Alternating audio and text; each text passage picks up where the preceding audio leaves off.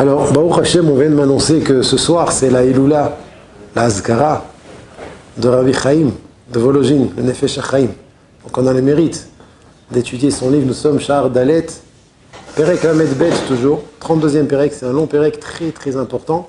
Et donc on va citer ces paroles qui vont être illustrées tout de suite par deux Gmarot extraordinaires à Botaï. Une première Gmara un peu moins connue, mais la deuxième, elle est très connue et très yesodite. Alors on va commencer d'abord par l'enseignement du Nefesh HaChaim. Écoutez le Nefesh HaChaim, ce qu'il dit, c'est magnifique. Ki ein trufa vetakana acheret ba'olam klal. La vérité, c'est pas facile de traduire en français parce que quand on lit les mots en hébreu, alors ça a une consonance, une signification profonde, mais on va quand même traduire. En tout cas, le sens de ces mots en hébreu, il est très très mashmouti, il est très puissant. Donc, qu'est-ce qu'il dit le Nefesh HaChaim? Car ein trufa vetakana, il n'existe pas un médicament et un remède acheret, autre, ba'olam klal, dans le monde, du tout. Lehinatzel mereshet yitzro, pour être épargné du filet de son yetzer. Oui, je vous présente Yetzer hara. Pour celui qui ne le connaît pas encore, en français, c'est le mauvais penchant, les mauvaises attirances. Il existe, il est là, il est en nous. Le Chovot HaLevavot dit que c'est le plus grand ennemi de l'homme. Il n'existe pas un ennemi plus grand que le Yetzer hara qui réside en toi. Il n'y a pas. C'est-à-dire les autres ennemis, le Hamas, le Hezbollah, c'est de la gnognotte à côté. C'est de la rigolade. Ah non, t'exagères là. Ah non, j'exagère pas du tout. Le Yetzer hara veut ton mal beaucoup plus que le Hamas, plus le Hezbollah, plus toutes les choses qui peuvent exister au monde que tu penses qui te veulent du mal. Le Yetzer hara, c'est lui ton véritable ennemi. Alors si c'est ton véritable ennemi, quel est le remède? Il dit le Nefesh HaChaim, ein trufa vetakana acheret ba'olam klal. Il n'existe pas de médicaments et de remèdes autres au monde, du tout, pour lehinatzel mereshet yitzro. Alors il y en a qui disent, non, moi, mon Yetzer hara, je le domine, je te dis. Alors, le Messiah Yesharim, il dit dans Pérekei que celui qui croit dominer son Yetzer hara sans l'étude de la Torah, yir'e ta'uto le basof keshe'amut bechet'o. Il verra son erreur à la fin de sa vie quand il mourra dans sa faute. Alors, la Torah, elle est claire, nos sages, ils sont clairs, il n'y a aucun remède pour être sauvé, épargné du Yetzer hara, si ce n'est Asher Pores, je continue le Nefesh HaChaim, qui tend les raglaves au pied de l'homme, tamid, tout le temps. Tsofé, Racha, la tzadik, ou mevakesh, la amito. Le Racha, c'est le Yetzer hara, il est tsofé, il guette le tzadik, qui est l'homme, ou mevakesh, la amito, il a le doigt sur la gâchette, et il ne veut qu'une seule chose, c'est éliminer l'homme. C'est la médecine du Yetzer hara. Il dit le Nefesh HaChaim, sache qu'il n'existe aucun autre remède au monde pour être épargné de ce que le Yetzer hara veut te faire fauter, les lacs d'eau pour le faire piéger. Le Yetzer hara veut piéger l'homme, ou les apilo et le faire tomber ad sheol tartit, jusqu'aux profondeurs les plus profondes. Pour les amito mitat olam chas v'shalom. Ce qui veut le Yetzer hara, c'est tuer l'homme. Mais quelle sorte de mort? Mitat olam, une mort éternelle. Parce que la mort qu'on quitte dans ce monde, c'est pas une mitat olam.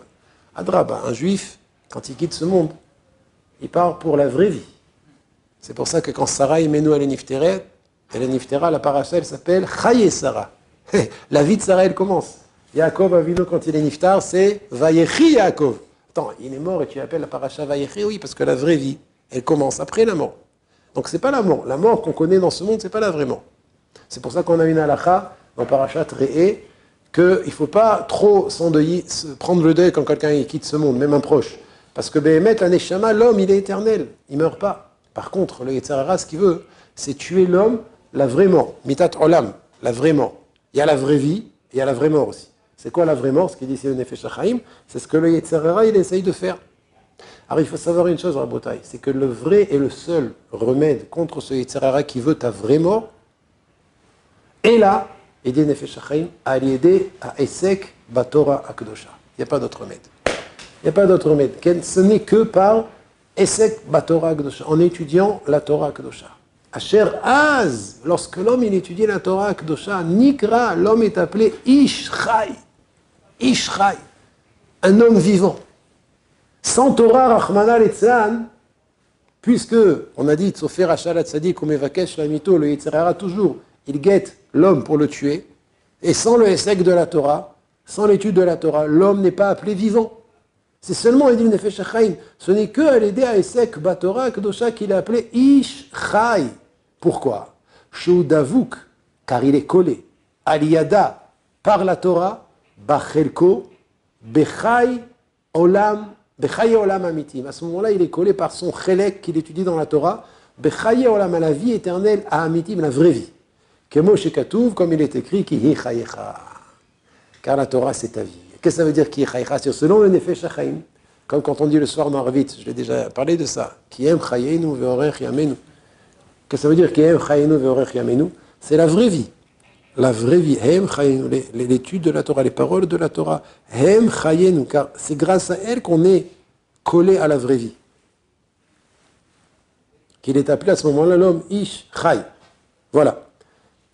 Donc en résumé, qu'est-ce qu'il dit ici le Nefesh HaChaim? C'est ce qu'il dit le Messilat Yesharim dans Pereke, que le vrai remède contre le Yetzer Hara, alors c'est l'étude de la Torah, et bien évidemment, puisque le Yetzer Hara, il guette l'homme tout le temps pour le tuer, donc obligatoirement, Kenegedze, le chiyuv de Vagitabo Yomam Valaïla, parallèlement à ce que le Yetzer Hara veut tuer l'homme, le chiyuv d'étudier la Torah aussi, il est tout le temps, Vagitabo Yomam Valaïla, Ken tout le temps doit étudier la Torah. Tu as une question?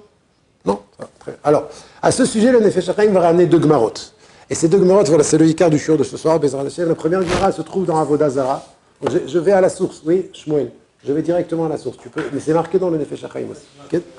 La Gemara dans Masechet Avodah Zara, Daf Gimel Amud Bet, nous enseigne un premier enseignement. Amar, Rav Yehuda, il faut juste que je le retrouve. Amar Shmuel, on l'avait trouvé. Amar Rav Yehuda, Amar Shmuel. Premier enseignement. Maïdirtiv, que veut dire le pasouk? C'est un pasouk qui se trouve dans le prophète Chabakouk. Vata'ase Adam kidge ayam. Tu as rendu les hommes comme des poissons dans la mer. Ça veut dire quoi que Kadosh Baruch Hu, il a mis les hommes comme les poissons dans la mer? Lamanim shelu bnei Adam kidge ayam. Pourquoi les hommes ils sont comparés aux poissons de la mer? Lomar alecha, pour que tu saches. Madagim shebayam, kevan she'olin layabasha miyad metim. De la même manière que les poissons, quand ils sortent de l'eau, alors de suite ils meurent. Af bene Adam, ainsi les hommes, nous les juifs. Kevan she'porshin midivrei Torah, dès qu'ils quittent les paroles de la Torah, ou mina mitzvot, et l'accomplissement des mitzvot, miyad metim. Non, de suite ils meurent. Attends, ils meurent pas, voilà. Je vois plein de juifs qui vivent sans étudier la Torah et sans faire les mitzvot. Mais non, on parle de la vraie vie. Comme on a vu dans le Nefesh HaChaim, Chaim Amitim. Eh bien, il faut savoir que pour vivre une vraie vie, elle dit la Gemara, qu'il faut être dans l'eau. Comme les poissons, ils doivent être dans l'eau. Si tu les sors de l'eau, ils meurent. Un juif, c'est la même chose. Ils doivent être dans l'eau. En Maïm est la Torah. La véritable eau, c'est la Torah. Donc un juif, même si on le voit vivre, lorsqu'il est en dehors de l'eau, en vérité, il est méparpère. Je ne sais pas comment dire en français, méparpère. Hein, quand un poisson, quand on le sort de l'eau, il bouge. Ouais? Convulse. Et pardon? Convulse. Convulse, exactement. Un juif, quand on le sort de la Torah, il peut vivre 80, 90 ans, il fait des convulsions. C'est pas une vraie vie, ça. Il va mourir. Mais une vraie mort. Pourquoi? Parce qu'il n'est pas dans la Torah. Et la Torah, elle nous dit qu'il y a que la Torah qui est ta vraie vie. Et c'est ce qu'a dit ici la Gemara. Ça vous rappelle quelque chose ou pas? Cette histoire-là.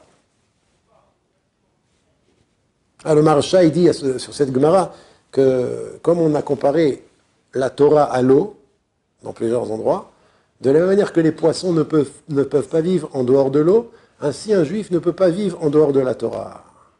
Ouais, comme ça le Maharsha, il dit. Ça vous rappelle une deuxième Gemara, ça? Ah, elle est magnifique, la Gemara plus connue. Ah, Ta'anit, oui, mais une Gemara plus connue encore où on voit que un juif ne peut pas quitter l'étude de la Torah. Il y a une autre Gemara, c'est un sipour que la Gemara ramène dans Masechet Brachot. Une Gemara très connue, Rabotai, ouvrez bien grandes vos oreilles. L'histoire de Rabbi Akiva, Tanou Rabbanan. La Gemara a dit dans Samech Aleph Amud Bet, Masechet Brachot, 61b. Pa'amachat, une fois, Gazra Malchut Aresha'a, les Romains ont décrété, Shelo Yasku Israël Batora, ils ont fait un décret. que les Juifs n'étudient pas la Torah. Papous Ben Yehuda. Il y a un Juif qui s'appelait Papous Ben Yehuda. C'est quelqu'un de très très particulier, Rabota. Vous savez qui c'est Papous Ben Yehuda? Il y avait deux frères, Papous et Loulianus. Ces deux frères qui étaient des Juifs tzadikim. La Gemara dit que c'est des Juifs tzadikim gmurim. Ce Papous Ben Yehuda, qui était un Juif particulièrement tzadik, une fois, il y a une... comment on dit, un complot qui a été fait, on a tué la fille du roi. Des goïms, ils ont tué la fille du roi, ou d'un empereur, et ils ont accusé les Juifs.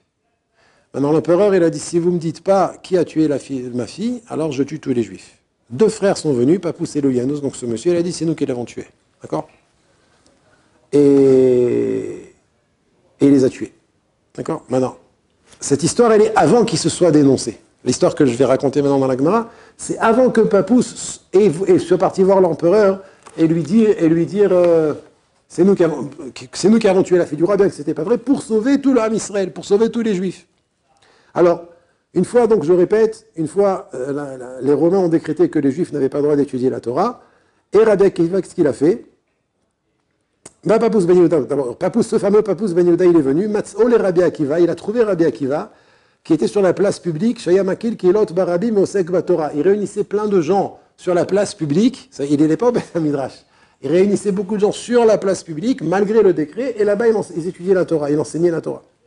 Amarlo Akiva, Papous Ben Yehuda, il va voir Rabbi Akiva, il lui dit, Iata mityare mipnei malchut, t'as pas peur des Romains? Amarlo, il lui a dit, Rabbi Akiva, Emshol lecha mashal, je vais te répondre, mais d'abord je vais te donner un mashal. Comment on dit en français un mashal? Une fable, il y a un autre mot, une métaphore, une image, une parabole. Je vais te dire une parabole pour que tu comprennes la réponse que je vais te donner. Lema d'avardomé, à quoi on ressemble? Les choual, un renard. Shaya ma'alech argav anar, qui se promenait sur le bord de la rivière. Vera dagim shayu mitkaptsim mimakom lemakom. Il a vu des poissons qui se réunissaient dans l'eau d'un endroit à un autre. Ils étaient dans un endroit, après ils partaient dans un autre endroit. Alors le renard qui comprend le langage des poissons et qui arrive à communiquer avec les poissons, Amar lahem, il leur a dit, mipnema tembochim, pourquoi vous passez d'un endroit à un autre? Pourquoi vous vous sauvez? Amroulo mipne rechatot shemevim alenu bene adam, parce qu'il y a des hommes qui veulent nous attraper. Ils jettent des filets. Donc dès qu'on voit un filet arriver dans l'eau, on se sauve, on va dans un autre endroit. Très bien. Amar lahem, il leur a dit, le renard, j'ai une idée. Retzonchem sheta'alu la yabasha, ça vous dit de monter sur la rive, venadour, et on va habiter ani ve'atem, vous et moi et vous, pardon, keshem shedaru avotai im avotechem, de la même manière que mes ancêtres ont vécu avec vos ancêtres. Alors je m'arrête une seconde. Je ne sais pas d'où le renard il sait que ses ancêtres, monsieur Renard, ont vécu avec les ancêtres des poissons. Je ne sais pas d'où il sort ça. La réponse, elle est que c'est n'importe quoi. C'est n'importe quoi. C'est juste pour qu'ils les mangent. Venez, vous allez voir.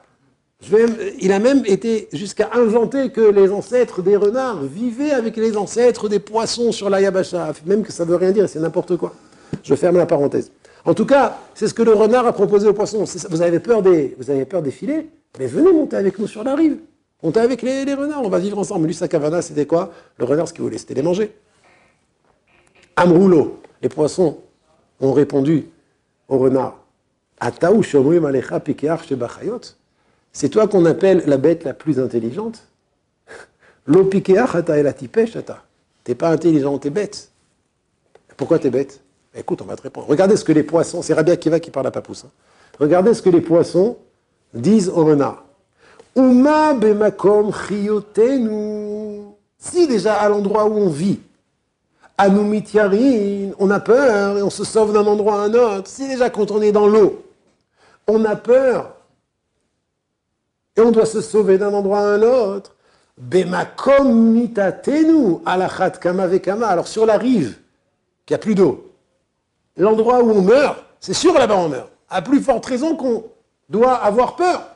Le cas de Vachomer, il est sur la peur. Si déjà dans l'eau, que là où c'est l'endroit où on vit, on a peur et on doit se sauver d'un endroit à un autre, à plus forte raison que si on était sur la terre, que c'est l'endroit où on meurt parce qu'on n'a pas d'eau, qu'on doit avoir peur. Ça, c'est Rabbi Akiva qui a fini sa parabole. Parabole? T'as pas donné un autre mot? Parabole, très bien. Maintenant, Rabbi Akiva, il continue. C'est quoi le Nimshal? C'est quoi l'enseignement qu'on tire de cette parabole? Af anachnu. Nous, les Juifs, c'est la même chose. Arshav shanu yoshvim oskim batorah. Maintenant qu'on est assis et qu'on étudie la Torah. Shekatuv ba kihi chayecha. Voilà, la Gemara elle ramène ce pasuk. Pasuk dans Dvarim, Rabotai. Ceux qui voient la source, c'est dans Dvarim. Kihi chayecha. Lamed. Ouais. Perek 30. Verset 20. Là-bas, il y a marqué Kihi chayecha ve'orech yamecha. Alors, si déjà, Ken, afanachnu, arshav shanu oshvim voskim batorah, maintenant qu'on est assis et qu'on étudie la Torah chez Katuvba, Kihi chayecha, que la Torah, c'est ta vie, ve'orech yamecha, c'est ce qui permet à tes jours de se rallonger, car on a quand même peur. Imanu olchim umevatlim imena, si on abandonne la Torah et on l'étudie pas, alachat kama vekama, à plus forte raison qu'on va être perdu. Noravayom, noravayom.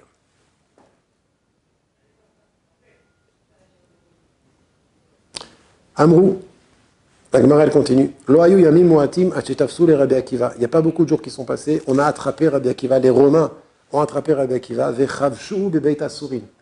Et ils l'ont amené en prison.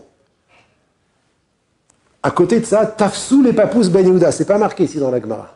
On a attrapé papous ben Yehuda. Pourquoi? L'histoire que je vous ai racontée tout à l'heure. C'est Rashi qui ramène ça dans Masechet Ta'anit. Rashi dans Masechet Ta'anit, il ramène. C'est dans Masechet Ta'anit Afiutret Amoudbet. Ouais, 18b dans Ta'anit, Rashi ramène que Papous ben Yehuda, il a été mis en prison parce qu'il s'est dénoncé et il a inventé que c'est lui qui avait tué la fille de l'empereur. Donc, et c'est passé quand Rabbi Akiva était encore en prison, vivant. Donc on a attrapé Papous ben Yehuda pour une autre raison et on l'a mis en prison. Écoutez. Vechavshu etzlo. Et ils l'ont emprisonné à côté de Rabbi Akiva. Écoutez ce que Papous dit à Rabbi Akiva Rabotai. C'est pas shoot mav'il à la réayon. Quand je lis cette Gemara, j'ai envie de pleurer et de m'évanouir. Kim'at, c'est démentiel. Écoutez ce que la Gemara elle dit. Amarlo Papous. Papous, il a dit à Rabbi Akiva, donc il se retrouve dans la cellule avec Rabbi Akiva, en prison, chez les Romains. Mevia Khalekan. Qui t'a amené là? Amarlo. C'est Rabbi Akiva qui dit ça à Papous, oui. Papous, Mivia Khalekan, Papous, qui t'a amené ici? Écoutez la réponse de Papous. Amarle. Il lui dit, Papous, Rabbi Akiva. Ashrecha Rabbi Akiva, Shenit Pastal d'Ivre Torah. Heureux est ton sort, Rabbi Akiva, que tu as été attrapé à cause de l'étude de la Torah. Oilo les Papous, Shenit Fasal Dvarim Betelim. Malheur à Papous qui a été attrapé pour des dvarim betelim, des choses vaines. Qu'est-ce que c'est dvarim betelim? Il a sauvé le clan Israël. Et c'est dvarim betelim. Comment il dit sur lui-même qu'il a été sauvé, il a été, attrapé pour des dvarim betelim? Je rappelle l'histoire. La fille de l'empereur a été tuée par des goïms. Et l'empereur a dit, si vous ne me dites pas qui c'est qui a tué ma fille, je tue tous les juifs. Papous et Loulianous, son frère, sont venus se dénoncer en disant, c'est nous qui l'avons tué. Et Papous vient dire à Rabbi Akiva, oï les Papous, ce n'est pas advarim beteli, malheur à Papous qui a été attrapé pour des choses futiles, sauver le clan Israël. C'est quoi la réponse? C'est quoi la réponse à ma question? Oh là là là.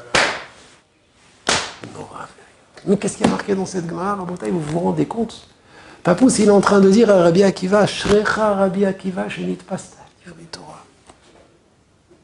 C'est vrai que moi et mon frère, on a sauvé le clan Israël.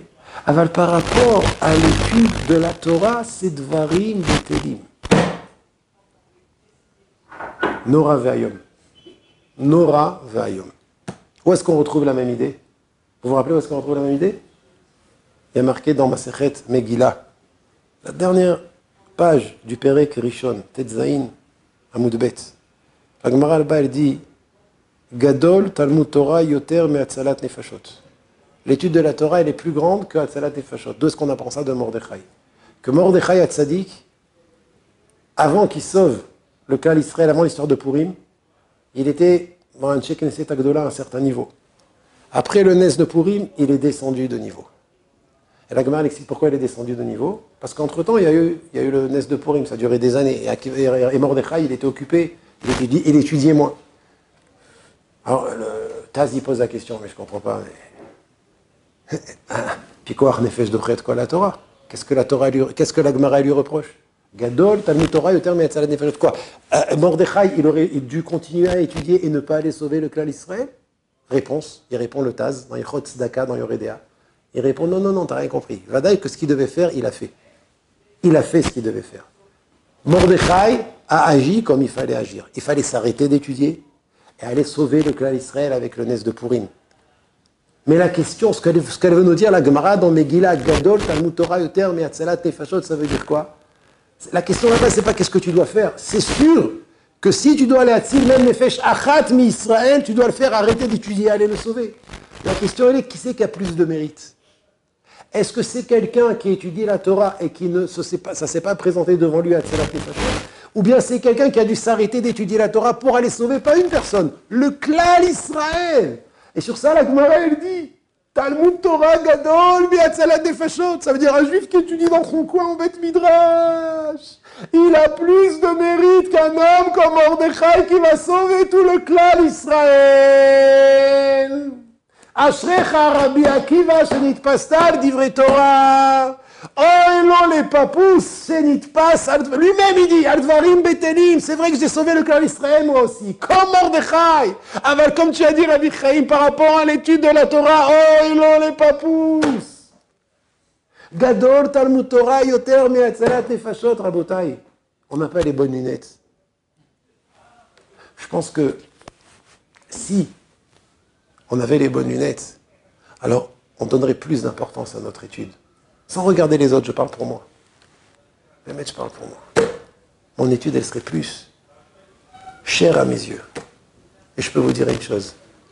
C'est que si notre étude, elle était plus chère à nos yeux, alors il n'y aurait personne qui dirait à la Knesset que les Bachouri et Shivot, ils aillent faire l'armée. Le problème, il ne commence pas chez eux. Le problème, il commence chez moi. Moi, parce que mon étude, elle n'est pas assez importante à mes yeux, alors, bien évidemment, c'est ce qui émane de moi. C'est ce qui sort de moi. Tu sais, c'est quoi la Torah? Mais si je réalisais chaque mot de Torah, qu'est-ce que ça veut dire? Alors, jamais à la Knesset, il dirait, les Bachouri et Shivot, qu'il faut aller faire l'armée. Le problème, il est parce que nous, on ne réalise pas. À nos yeux, la Torah, elle n'est pas chère. Je ne suis pas en train de justifier ce qu'ils disent à la Knesset. Je suis en train de dire que pour résoudre ce problème, ça ne sert à rien d'aller faire des manifestations. Tu devras faire des manifestations aux portes de ton cœur. Combien la Torah elle est importante à tes yeux? Combien tu l'étudies avec Messirut Nefesh? Puisqu'on voit ici dans ces deux Maasim, et avec Mordechai, et avec Rabbi Akiva, que la Torah, c'est notre vie, Rabotai. Si c'est notre vie, ça veut dire qu'on doit lui donner de l'importance plus encore que la vie.